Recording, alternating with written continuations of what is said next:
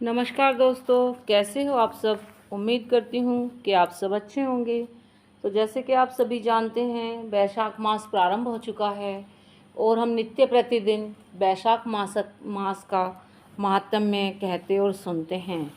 तो देर न करते हुए आइए शुरू करते हैं। तो उससे पहले हम श्री गणेश जी महाराज की छोटी सी कथा कहेंगे।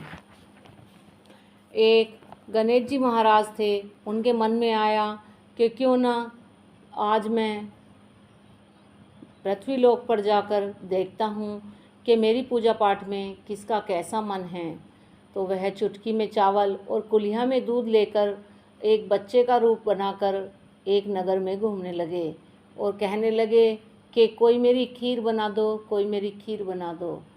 तब इतना सा दूध और इतने से चावल देखकर कोई भी उनकी खीर बनाने के लिए तैयार नहीं था।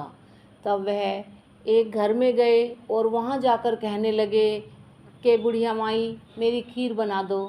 तब वह बुढ़िया कहने लगी कि इतने से दूध और चावल की कहाँ खीर बनती है, जा मैं न बनाती तेरी खीर। ऐसा कहकर बुढ़िया ने गणेश जी महाराज को घर से बाहर निकाल दिया। तो जब उन्होंने बच्चे का रूप धारण किया था तो वो रोने लगे और रोते रोते आगे चलने लगे। तब एक बहुत ही गरीब बुढ़िया रास्ते में मिली और पूछने लगी कि बेटा तुम क्यों रो रहे हो। तब वह बालक बोला कि माँ मुझे खीर खानी है, ये मेरा दूध है। उसने कुल्हिया के दूध को दिखाया और चावल चुटकी में दिखाए। तो वह सोचने लगी बुढ़िया कि इतने से दूध की और चावल की कोर कैसे खीर बनेगी, पर सोचने लगी कि बच्चा है, कोई बात नहीं, मैं बहका देती हूँ। अब वह यह कहकर उसको अपनी झोंपड़ी में ले आई और उसके दूध की खीर बनाने के लिए चल पड़ी। तब वह सोचने लगी आज मैं इतनी गरीब ना होती तो मैं अपने घर से ही खीर बनाकर खिला देती। तब वह कहने लगी कि बेटा इसे कैसे बनाऊं। तब गणेश जी भगवान बोले कि बुढ़िया माई तेरे घर में जितना भी बड़ा बर्तन हो उसमें इस दूध को चढ़ा दे। अब बुढ़िया माई ने ऐसा ही किया, बहुत बड़ा बर्तन लिया और उसमें दूध को चढ़ा दिया और चावल डाल दिए। अब जैसे ही खीर पर उबाल आने लगा तो भिगोना एक उबाल के साथ ऐसे ही भरने लगा। अब उबाल आते आते सारा भिगोना ऊपर तक भर गया। बुढ़िया माई सोचने लगी कि इतने से दूध से ये इतनी सारी खीर कैसे बन गई, पर फिर भी उस बालक के पास गई और कहने लगी कि चल बेटा जीम ले, खीर बन गई। तब वह कहने लगा कि माँ मैंने तो जीम लिया, तेरी बहू ने खीर खाई और मेरा छींटा लगाकर उसने खीर खा ली। अब तुम उसको कुछ मत कहना क्योंकि उसने मुझे पहले ही जिमा दिया, और अब तुम इस खीर को अपने नगर में बांट देना। तब बुढ़िया माई ने सारी खीर भर भर कटोरे अपने नगर में बांटने लगी, आस पड़ोस में देने लगी। तो सब कहने लगे कि कल तक तो बुढ़िया भीख मांगती थी, आज बुढ़िया खीर बांट रही है, क्या बात है। ऐसा कहते ही उस दूसरी औरत के पास भी ये खबर पहुंची। तो उसने सोचा कि ज़रूर उसी बालक की खीर बनाने से हुआ है। अब वह दौड़ी दौड़ी उस बालक को ढूंढने लगी कि वो बालक कहाँ चला गया, मैं भी उसकी खीर बनाऊंगी। तब वह उसके पीछे पीछे चल ढूंढने लगी। उधर बुढ़िया माई थक हार कर सो गई। और फिर गणेश जी महाराज ने देखा कि बुढ़िया की झोंपड़ी बहुत छोटी है, तो उन्होंने झोंपड़ी में एक लात मारी तो वहाँ महल खड़ा हो गया। सारे गांव में शोर हो गया कि बुढ़िया माई के घर तो गणेश जी भगवान आए हैं। ऐसा कहकर सारे में गणेश जी भगवान की जय जयकार होने लगी। और वो दूसरी औरत उस बालक को ढूंढते ढूंढते उसे वो बालक मिल ही गया। तो वो पैरों में पड़ गई और बोली कि चल मैं तेरी खीर बनाऊंगी। तो वो कहने लगा कि अब तो मैंने खीर खा ली है, मुझे ना खानी तेरे हाथ की खीर। फिर भी वह उसकी कुल्हिया के दूध को और चावलों को छीनकर ले जाकर खीर बनाने लगी। अब जब उसने दूध चढ़ाया तो दूध की राख हो गई और चावलों की कंकड़ हो गई। तब वह भागी भागी फिर गणेश जी भगवान के पास आई और रोकर कहने लगी कि मैंने ऐसा क्या कर दिया, मेरे तो जो धन था वो भी नष्ट हो गया। तब गणेश जी भगवान ने कहा कि तूने हिड़स करी और तूने किसी बच्चे का दिल दुखाया, तूने ना करी तेरे ना हो गया, उसने हाँ करी उसके हाँ हो गया। कभी भी किसी की हिड़स नहीं करनी चाहिए, जैसा अपने हो ऐसा ही रहना चाहिए। तो बोलिए श्री गणेश जी भगवान की जय। तो आइए अब देर न करते हुए सुनते हैं बैसाख मास का 7वां अध्याय।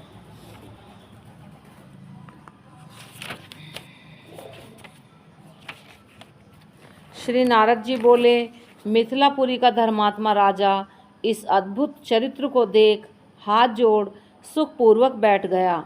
बैठे हुए ब्राह्मण से कहने लगा कि हे ब्राह्मण, मैंने यह बड़ा अद्भुत और आश्चर्यचकित चरित्र देखा है, जिनके धर्म के प्रताप से इक्ष्वाकुवंशीय राजा को मोक्ष हो गई। इस धर्म के विस्तार से कृपा कर मुझे भी सुनाइए। राजा के इस प्रश्न को सुनकर महात्मा श्रुतदेव धन्य हैं कह राजा की प्रशंसा करते हुए बोले कि हे सौम्य, शुभ भागवत धर्मों का वर्णन मैं तेरे आगे करता हूँ।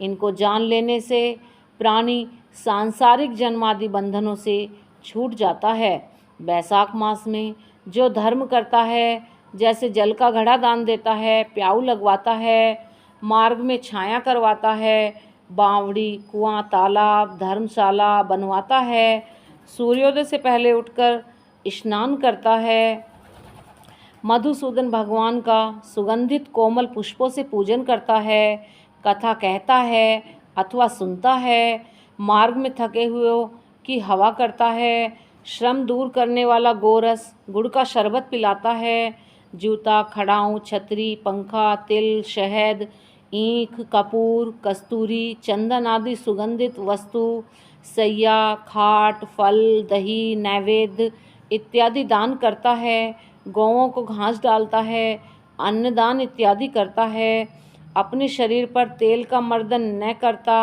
और पत्तल पर भोजन करता है।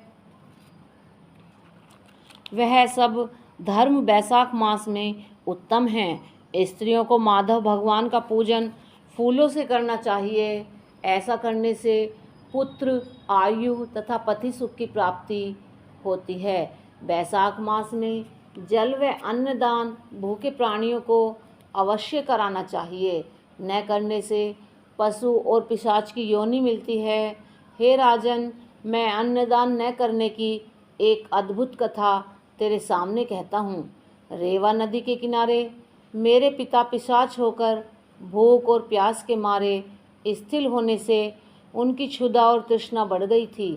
छायाहीन सैवल के वृक्ष के पास अन्न न मिलने के कारण अपना ही मांस खाने से कंठ के बीच में से मांस खड़ा हो गया। कंठ नली का छिद्र सूक्ष्म हो जाने से पीड़ा के कारण प्राण जाने का भय था। कुआं, बावड़ी शीतल जल को विष समझते थे। मैं गंगा यात्रा के निमित्त जा रहा था, तब मार्ग में दैव योग से रेवा नदी के किनारे पहुंचा। वहां यह अद्भुत दृश्य देखा कि सालमल्ली के वृक्ष की जड़ में एक पिशाच भूखा प्यासा चिल्लाता हुआ अपना मांस खा रहा है। वह पापी मुझे मारने के लिए दौड़ा, परंतु मेरे तेज के मारे नित हो गया। मेरा हृदय में दया उत्पन्न हुई। तब मैंने उससे पूछा, डर मत, तू कौन है, मुझे बता दे। तुझे कष्ट से मैं छुड़ाने का भरपूर प्रयास करूँगा। ऐसा मेरे कहने पर मुझे अपना पुत्र जान कहने लगा कि पहले मैं आनर्त देश में भूफराक्य नगर में जन्मा था। मेरा नाम मैत्र था और संस्कृति गोत्र में उत्पन्न हुआ था। तप ज्ञान, दान, विद्या और यज्ञादि में मेरी बड़ी निष्ठा थी। मैंने संपूर्ण विद्या पढ़ी और पढ़ाई, संपूर्ण तीर्थों में स्नान किया। हे अंग, मैंने भिक्षा के लोभ से बैसाख मास में अन्न का दान नहीं किया। इससे विचार होता है कि इसी कारण मुझे पिशाच की योनि मिली है। अब मेरे घर पर श्रुतदेव नाम का पुत्र है, जो बड़ा ख्यातिवान है। उससे मेरी दशा कह देना कि तेरा पिता अन्न दान न करने से स्वर्ग नहीं गया है और नर्मदा नदी के तीर पर बड़ा दुखी हो अपना ही मांस खाकर वृक्ष की जड़ में पिशाच बनकर बैठा है। अतः पिता को पिशाच योनि से छुड़ाने के लिए वैशाख मास में प्रातःकाल स्नान कर विष्णु भगवान की पूजा और भक्ति भाव से जल से मेरा तर्पण करे, फिर किसी ब्राह्मण को अन्नदान करे, जिससे मैं विष्णु पद को प्राप्त हो जाऊं। यदि तुम मुझ पर दया करोगे तो तुम्हारा कल्याण होगा। अपने पिता की ऐसी बात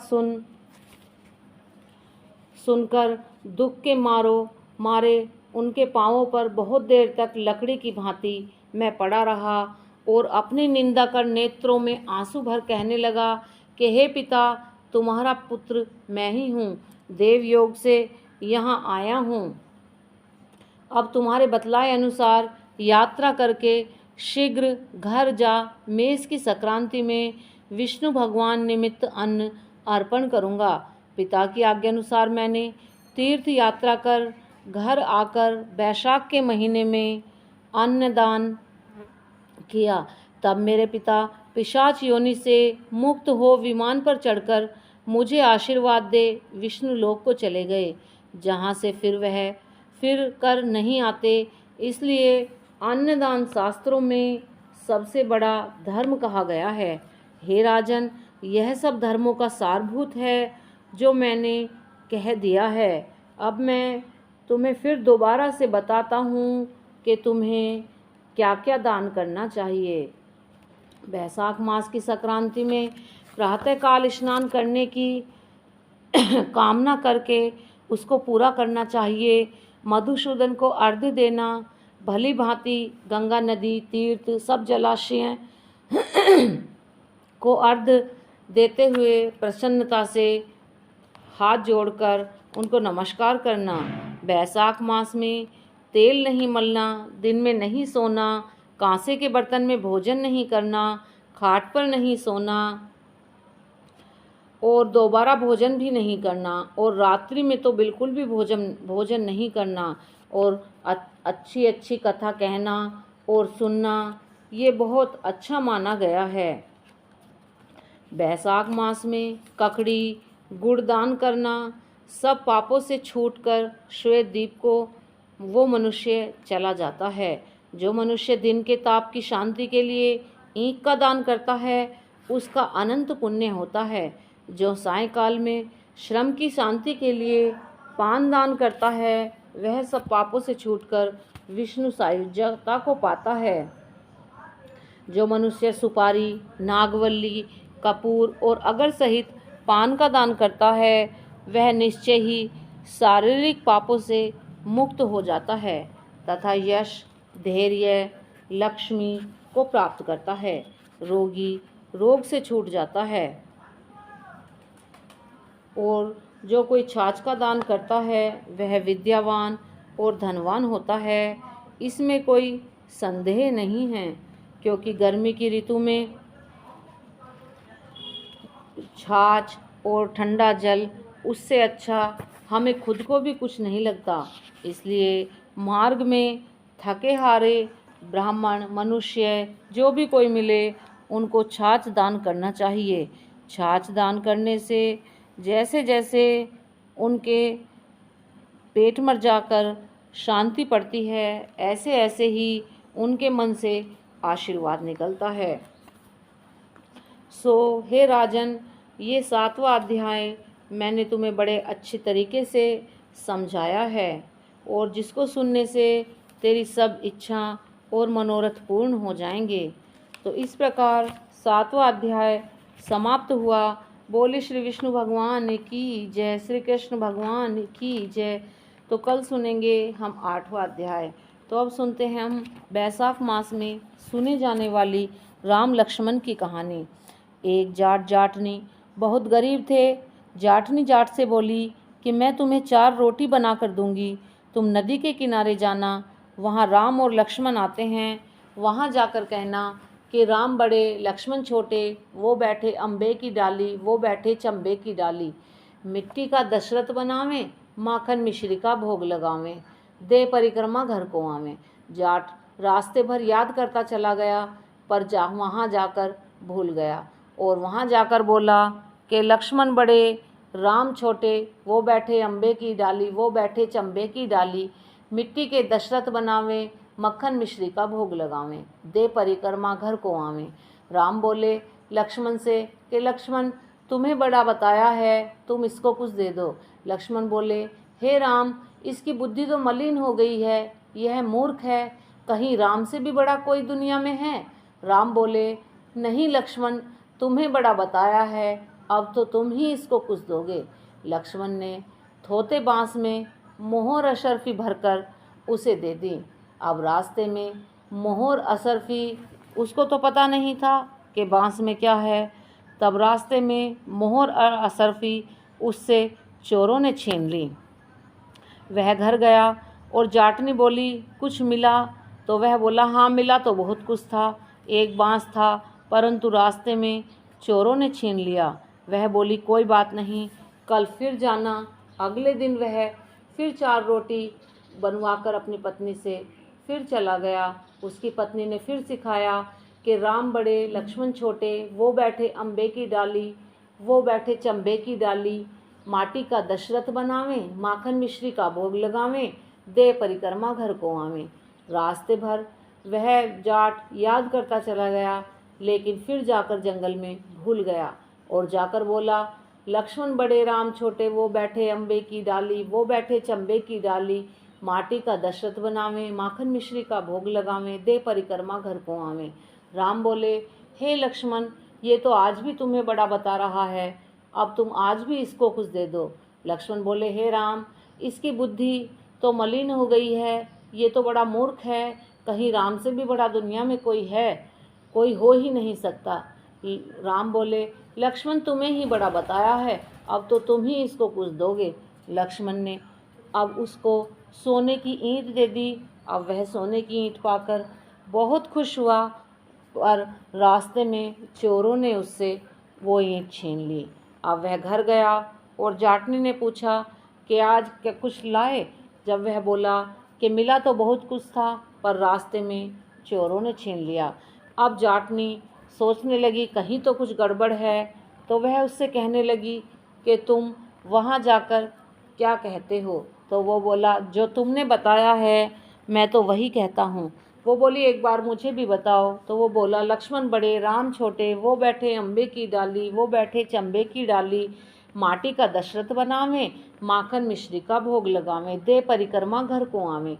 इस बात को राम बड़े लक्ष्मण छोटे जो जितनी बार कहता है भगवान उसके पर उतनी ही कृपा करते हैं। तो वह जाटनी बोली पतिदेव तुम तो बहुत भोले हो, कहीं भगवान राम से भी बड़ा कोई है, कल फिर जाना और ठीक ठीक बोलना। अगले दिन जाट फिर जंगल में गया, लेकिन उसने उस दिन ठीक ठीक बोला। वह बोला राम बड़े लक्ष्मण छोटे, वो बैठे अम्बे की डाली, वो बैठे चंबे की डाली, माटी का दशरथ बनावें, दे परिक्रमा घर को आवें। लक्ष्मण जी बोले हे राम, आज तो इसको अकल आ गई, इसको तो कुछ दे दो। राम आए मुस्कुराते हुए बोले कि भैया मेरे पास क्या है, ये लो मिट्टी है, अपने घर ले जाओ और थोड़ी सी मिट्टी अपनी पूजा में रख देना। जाट बड़बड़ करने लगा कि आई बड़ी मुझे उल्टी गिनती सिखाने वाली मेरी पत्नी, जब रोज़ मैं ऐसे बोलता था तो मुझे सोना मिलता था, हीरे मिलते थे, आज मैंने अच्छा बोला तो ये मुझे मिट्टी की डली दे दी है। अब मिट्टी को लेकर बड़े दुखी मन से वह चलने लगा। अब जैसे ही रास्ते में आया, चोरों ने सोचा कि ज़रूर आज कुछ और लाया होगा। अब उन्होंने उसको देखा, पकड़ा तो देखा मिट्टी की डली है। चोर कहने लगे हम क्या करेंगे इस मिट्टी का डली का। बस वह मिट्टी लेकर घर पहुंच गया। अब जाट ने बोली आज कुछ मिला। वह बोला कि तेरी उल्टी सीख के कारण मिट्टी की डली मिली है। जाट ने बोली कोई बात नहीं, खाली हाथ तो नहीं आए, कुछ तो घर में लेकर आए। तुम तो रोज खाली हाथ आते थे, कुछ भी नहीं लाते थे और बताते थे कि हीरे मिले हैं, सोना मिला है, पर आज मिट्टी लाए, चलो कुछ तो काम आएगी, चूल्हा लीप लूँगी या आंगन लीप लूँगी। अब उसने जाट की पत्नी ने थोड़ी सी मिट्टी तुलसी के पास बखेर दी, थोड़ी सी मिट्टी अपनी पूजा घर में और थोड़ी सी अपने घर में बखेर कर रात को दोनों पति पत्नी सो गए। जब सुबह उठे तो पूरे घर में हीरे मोती जगमगा रहे थे। हे भगवान राम, आपने जो मिट्टी दी थी उसका भी सोना हो गया और जो सोना था वो भी चोरों ने छीन लिया। तो जैसे भगवान राम ने उनका इस कहानी को सुनकर कहकर उनकी दरिद्रता दूर की, ऐसे ही सबकी करना। जो भी इस कहानी को कहता है या सुनता है या हुंकारा भी भर देता है, उसका भी दरिद्रता ऐसे ही दूर हो जाती है। बोलिए रामचंद्र जी की जय, माता सीता जी की जय। तो इस प्रकार हमारी बैसाख मास में सुने जाने वाली कहानी समाप्त हुई। तो आइए अब हम जान लेते हैं थोड़े से पूजा के नियम। गणेश जी या देवी की प्रतिमा 3-3, शिवलिंग 2, शालिग्राम 2, पूजा प्रतिमा 2, गोमती चक्र 2 की संख्या में कदापि न रखें। अपने मंदिर में सिर्फ प्रतिष्ठित मूर्तियां ही रखें। उपहार या गिफ्ट कांच, लकड़ी या फाइबर की मूर्तियां बिल्कुल भी न रखें। और खंडित, जली कटी फोटो और टूटे हुए कांच की मूर्तियां बिल्कुल भी ना रखें। और अगर रखी हों तो इन सबको प्लीज़ हटा दें। यह अमंगल कारक हैं एवं इनसे घर में विपत्तियों का आगमन होता है। पूजा घर में मूर्तियां जितनी छोटी होती हैं, जैसे 2 inch, 3 inch, 5 inch, 7 inch, 9 inch, हद से हद बस 11 इंच तक की ही मूर्तियां होनी चाहिए। इससे बड़ी मूर्तियां घर के पूजा घर में नहीं होनी चाहिए। खड़े हुए गणेश जी, खड़ी हुई सरस्वती माता, खड़ी हुई लक्ष्मी जी, इन तीनों की मूर्तियां घर में नहीं होनी चाहिए। अपने घर में सुबह शाम पूजा अर्चना करने के साथ में एक घी का दीपक और एक तेल का दीपक अवश्य ही जलाना चाहिए। तो आइए अब हम शुरू करते हैं अपनी आरती। ओम जय जगदीश हरे, स्वामी जय जगदीश हरे, भक्त जनों के संकट क्षण में दूर करे। ओम जय जगदीश हरे, जो ध्यावे फल पावे, दुख विन से मन का, स्वामी दुख विन से मन का, सुख संपत्ति घर आवे, कष्ट मिटे तन का। ओम जय जगदीश हरे, मात पिता तुम मेरे, शरण गहूँ मैं किसकी, स्वामी शरण गहूँ मैं किसकी, तुम बिन और न दूजा, प्रभु बिन और न दूजा, आश करूँ मैं जिसकी। ओम जय जगदीश हरे, तुम पूर्ण परमात्मा, तुम अंतर्यामी, स्वामी तुम अंतर्यामी, पार ब्रह्म परमेश्वर तुम सबके स्वामी। ओम जय जगदीश हरे, तुम करुणा के सागर, तुम पालन करता, स्वामी तुम पालन करता, मैं मूर्ख खल कामी, कृपा करो भरता। ओम जय जगदीश हरे, तुम हो एक अगोचर, सबके प्राणपति, स्वामी सबके प्राणपति, किस विध मिलूं दया में, तुमको मैं कुमति। ओम जय जगदीश हरे, दीन बंधु दुख हरता, तुम रक्षक मेरे, स्वामी तुम रक्षक मेरे, अपने हाथ उठाओ, द्वार पड़ा मैं तेरे। ओम जय जगदीश हरे, विषय विकार मिटाओ, पाप हरो देवा, स्वामी पाप हरो देवा, श्रद्धा भक्ति बढ़ाओ, संतन की सेवा। ओम जय जगदीश हरे, श्री जगदीश जी की आरती जो कोई नर गावे, स्वामी प्रेम सहित गावे, कहत शिवानंद स्वामी, कहत हरि हर स्वामी, मनवांछित फल पावे। ओम जय जगदीश हरे, ओम जय जगदीश हरे, स्वामी जय जगदीश हरे, भक्त